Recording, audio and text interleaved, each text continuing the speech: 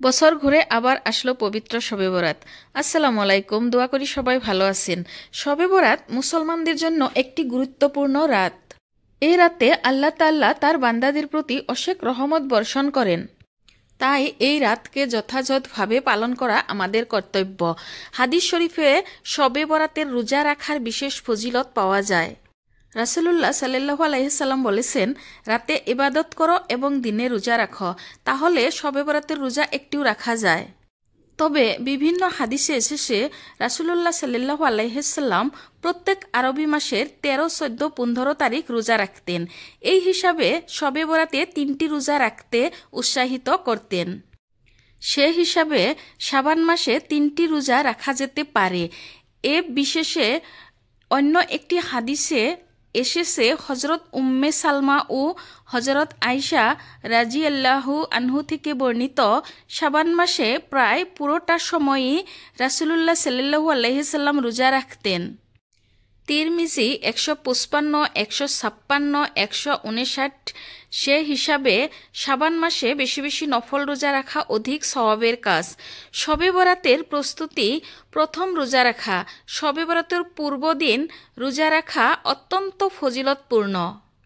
হজরত আয়েশা রাজিয়াল্লাহু তাআলা আনহু থেকে বর্ণিত, রাসূলুল্লাহ সাল্লাল্লাহু আলাইহি সাল্লাম শাবান মাসের অধিকাংশ দিন রোজা রাখতেন। বুখারী ও মুসলিম। দ্বিতীয়তে গোসল করা। শবে বরাতের রাতে গোসল করা সুন্নত। হজরত আব্দুল্লাহ ইবনে মাসউদ রাদিয়াল্লাহু তাআলা আনহু থেকে বর্ণিত, রাসূলুল্লাহ সাল্লাল্লাহু আলাইহি সাল্লাম শবে বরাতের রাতে গোসল করতেন। তিরমিজি। তৃতীয়তে নামাজ।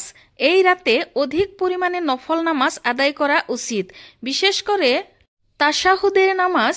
রাসূলুল্লাহ সাল্লাল্লাহু আলাইহি সাল্লাম শবে বরাতের রাতে দীর্ঘক্ষণ তাশাহুদের নামাজ পড়তেন। তিরমিজি। 40 রাকাত নামাজ। শবে বরাতের রাতে 40 রাকাত নামাজের বিশেষ ফজিলত রয়েছে।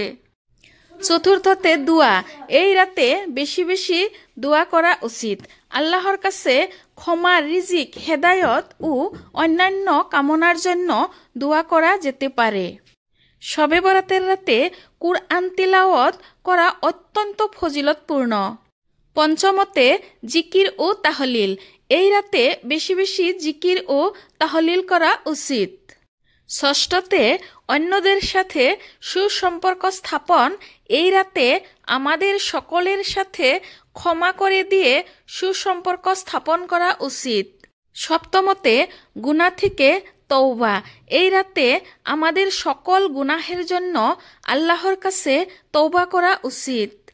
দশমতে পরিবার পরিজনের সাথে সময় কাটানো। এই রাতে আমাদের পরিবার পরিজনের সাথে সময় কাটানো উচিত।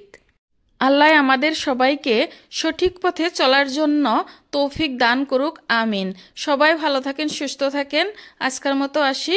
আসসালামু আলাইকুম। অষ্টমতে রাত জাগরণ। শবে বরাতের রাত জাগরণ করে ইবাদত করা অত্যন্ত ফজিলতপূর্ণ।